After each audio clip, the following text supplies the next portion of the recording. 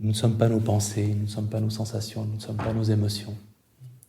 Les neuroscientifiques ne savent pas où est située notre conscience dans le cerveau.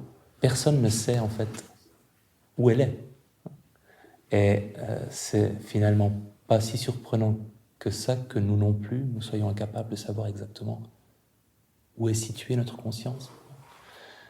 Et qu'on l'associe à ce qu'on est en train de vivre, mais elle ne se limite pas à ce qu'on est en train de vivre.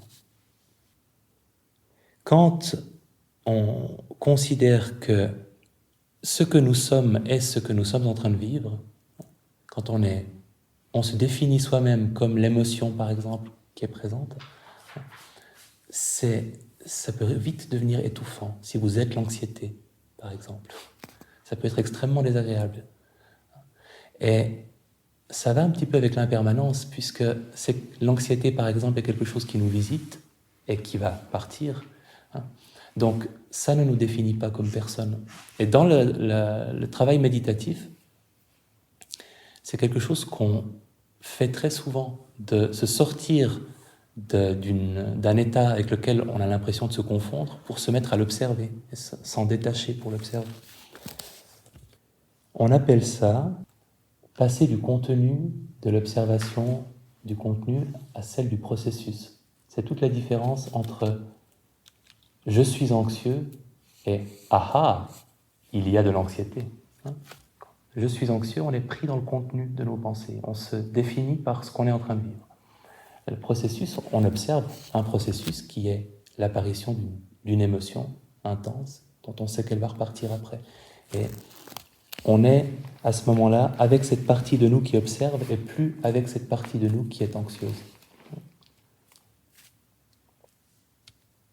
Donc quand dans vos méditations, vous êtes tout à coup pris dans le contenu, c'est une invitation à nommer ce qui vous arrive et à l'observer et à passer à ce niveau du processus. Par exemple, ça ne marche pas, cette méditation est un échec. Oh, on dirait que je suis pris dans le contenu. Alors, on pourrait appeler ça du découragement. Et à partir du moment où vous dites « Ah, il y a du découragement », et vous savez qu'il est apparu et vous savez qu'il va disparaître, vous êtes dépris de cet état-là, en tout cas partiellement. Ça aussi une invitation dans les moments où vous avez l'impression que c'est fantastique, vous avez tout compris, vous avez passé un palier, tout en profitant légitimement de la satisfaction et de l'extase peut-être présente, de remarquer aussi que vous êtes dans cet état-là d'intense satisfaction. Cet état-là aussi, il est très plaisant et donc il faut en profiter parce qu'il peut être remplacé par un autre état neutre, par exemple, un peu plus loin. En fait, on essaye constamment de coller au plus près de notre attention, de rester avec l'attention elle-même dans la méditation. Et à chaque fois que quelque chose, comme par exemple un état de somnolence, nous prend, c'est comme si on voyait le monde entier avec des lunettes de somnolence, et dans ce cas-là, on prend les lunettes, on les met devant nous, et on en fait un objet d'observation.